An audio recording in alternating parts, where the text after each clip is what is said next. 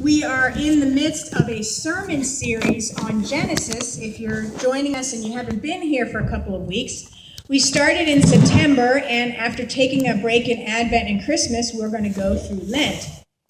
Genesis contains the foundational stories of our faith, and many of them are not ones that we hear in the 3-year lectionary cycle that we normally have, and which a lot of churches use, called the Revised Common Lectionary.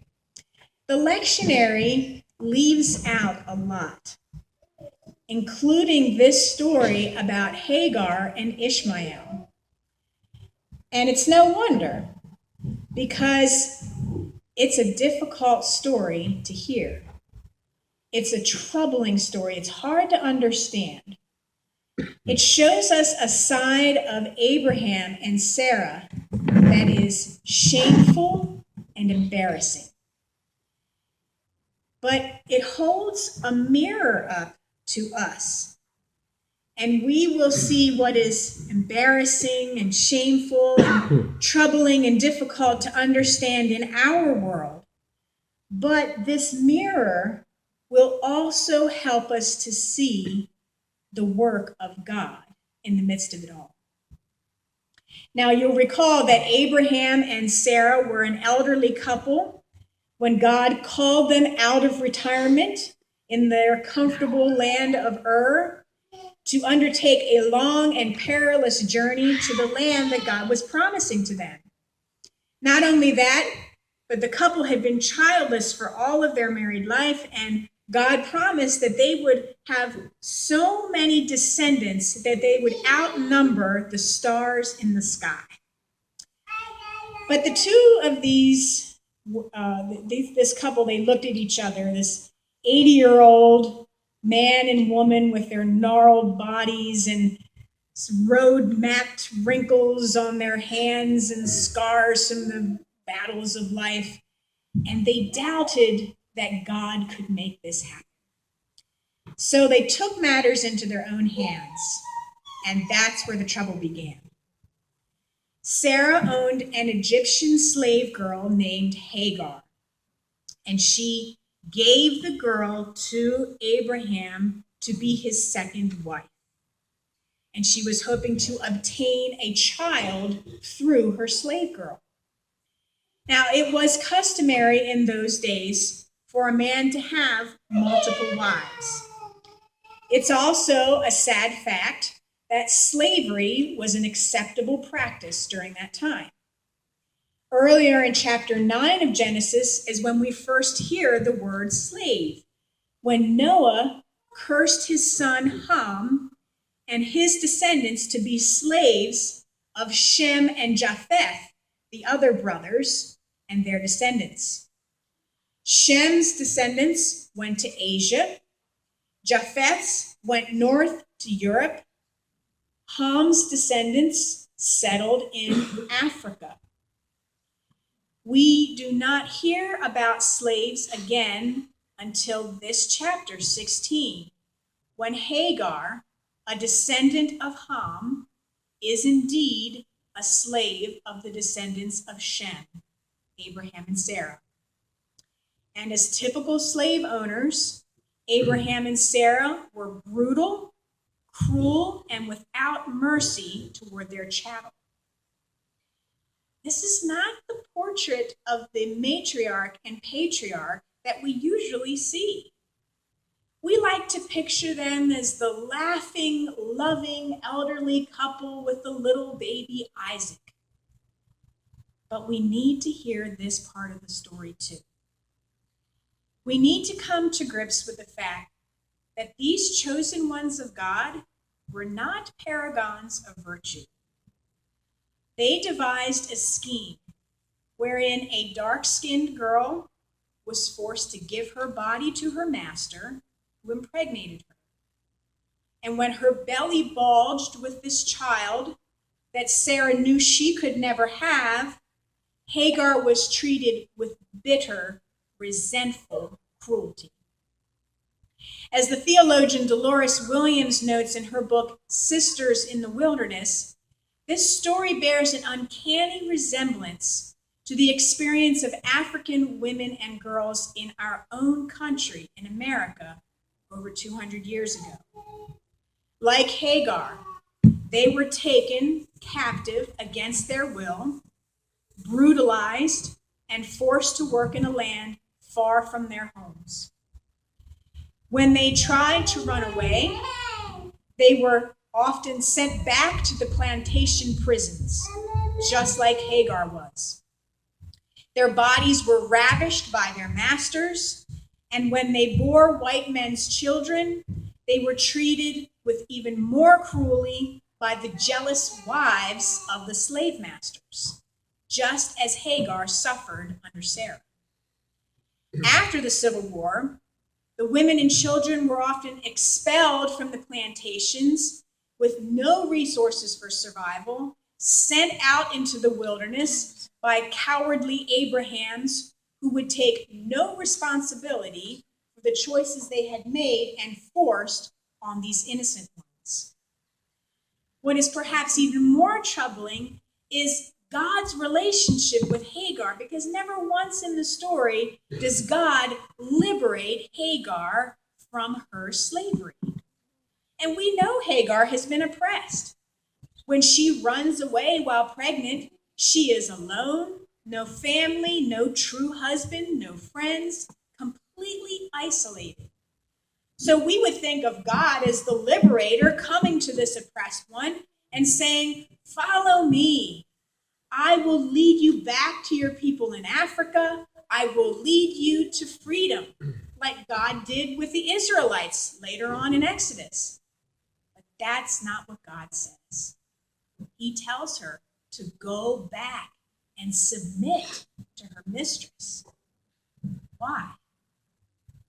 Dolores Williams reminds us that infant mortality rates in those days were extremely high. If Hagar tried to make that trek in the desert by herself with a newborn infant, they would surely perish. So she returns to the life of a slave once again, but not before the angel of God gives her a blessing and says, "Now you have conceived and will bear a son. You shall call him Ishmael, for the Lord has given heed to your affliction. Your son's life will be marked by conflict, but he will be his own man." How does Hagar respond? She names God. She calls God El Roy. El meaning God, Roy meaning to see. So El Roy can either mean God sees or seeing God. This is an incredible turn in the narrative. Hagar is the only person in the Bible who gives a name to God. It's always God who's doing the naming. Remember, God changed Abram to Abraham and Sarai to Sarah, and there's lots of other characters who are renamed or named by God. Jacob is changed to Israel. Simon is renamed Peter. Saul is renamed Paul. But this time it's God who receives a name. And look who does the naming. A pitiful African slave girl. Her body beaten and violated, alone in the desert with no hope and no future. The lowest of the low. But she is the one who has the power to name God. God sees me, and I see God. This is a critical moment for Hagar, because certainly Sarah would have liked nothing more than for this slave girl to have been disappeared. But Hagar came back. She knew she had been seen by God. She had seen God. With her back straight and her pride and her empowerment, she comes back, and her presence tells them she will not go quietly away and wither away in the desert. She comes back, and she will be seen. Not only is this a critical moment for Hagar, but for all dark-skinned and enslaved women or children or men who find themselves trapped between either a desert or a life of oppression. The world would like nothing more than for these troubling figures to disappear. We would like to ignore the 20 to 30 million people who are still traded as slaves on the black market. They are invisible to us, and we wish the problem would just go away. But Hagar assures us they are seen by God, and God is calling us to see them and to respond. 6 months ago, the world tried to ignore the dark-skinned men, women, and children in the deserts of Africa dying of Ebola, refusing to address the problem, hoping it would just go away. They were invisible to us, but they were, and they are, seen by God. And God is calling us to see them and to respond. You see, the problem of light-skinned privilege was as much an issue in the age of Genesis as it is today. Later, after Hagar gives birth to Ishmael and her mistress gives birth to Isaac, Hagar finds herself alone in the desert again. The two boys were just playing with each other, like children do. One with dark skin, one with light skin. And like so many mothers at the time of slavery and for the next 200 years, and let's face it, for some mothers and fathers even today, the idea of their light-skinned child playing with a dark-skinned child is so repugnant, so offensive, that it simply will not be tolerated. It may not be as overt as it was between Sarah and Hagar, but the hatred and fear of the black child, particularly the black male child, is alive and well. Just ask the mothers of the slaughtered ones: Michael Brown, Trayvon Williams, Eric Garner, John Crawford, Ezell Ford, Dante Walker, just to name a few black men recently shot to death in America by armed men. As the columnist Leonard Pitts recently wrote, the fear of black men by whites is downright viral. That doesn't mean that we burn crosses on the weekend. It means that we watch television and see a movie and use a computer and read a book and a magazine.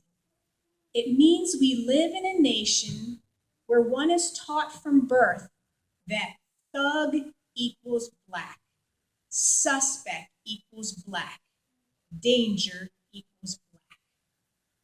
Sarah's words to her husband echo like a horrible scream that we can't get out of our ears. Cast out that slave woman with her son, for that son of a slave shall not inherit with my child. Cast out those subhumans in Africa, those thugs on the streets in America. The sons and daughters of slaves shall not inherit with our sons and daughters. Sarah's words issue from us today. They're often denied, and we may not even be aware of their sound. But these unspoken words echo in the chambers of our hearts and minds. And so once again, Hagar finds herself alone in the desert.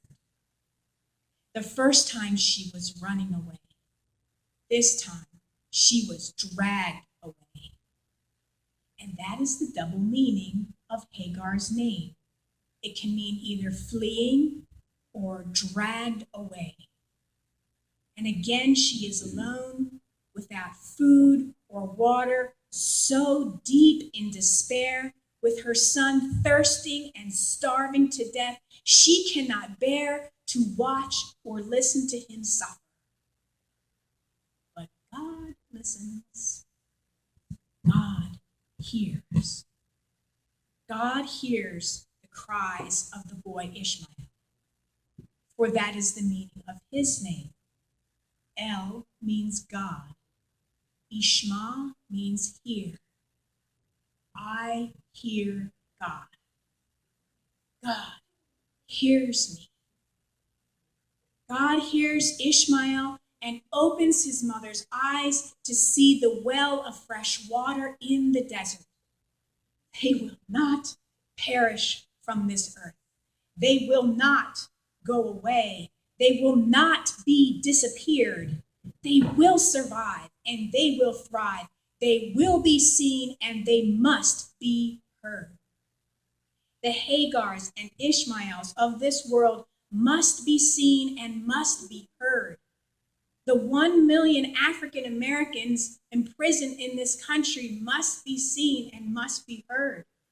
The 10 million African Americans living in deserts of poverty in this country must be seen and must be heard. That's one reason why a group of us will be walking in the crop walk this afternoon. We don't only walk to raise money for those who are in food poverty, we walk in solidarity with the Hagars and the Ishmaels of this world who have been cast off and left without food or money to survive. The 1 billion Africans enslaved by drought and poverty and disease and lack of access to medical care and education must be seen and must be heard.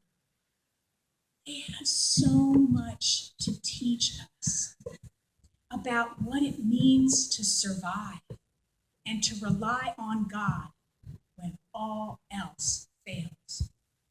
And we have so much to learn from them about what it means to come to terms with the demons of racism and white privilege that still hold our country and our entire world in its grips. God said to Hagar, "Do not be afraid. Come, lift up the boy. Hold him fast with your hand, for I will make a great nation of him." God says to us, "Do not be afraid. Come, lift up the children of Ishmael, the descendants of Hagar, the dark-skinned ones, the ones trapped between the wilderness of oppression and the houses of slavery. Hold them fast with your hand, for I will make a great nation of all of you together." It is time to loosen our grip on hatred and fear and hold fast the hands of the ones whom God hears, the ones whom God sees. Amen.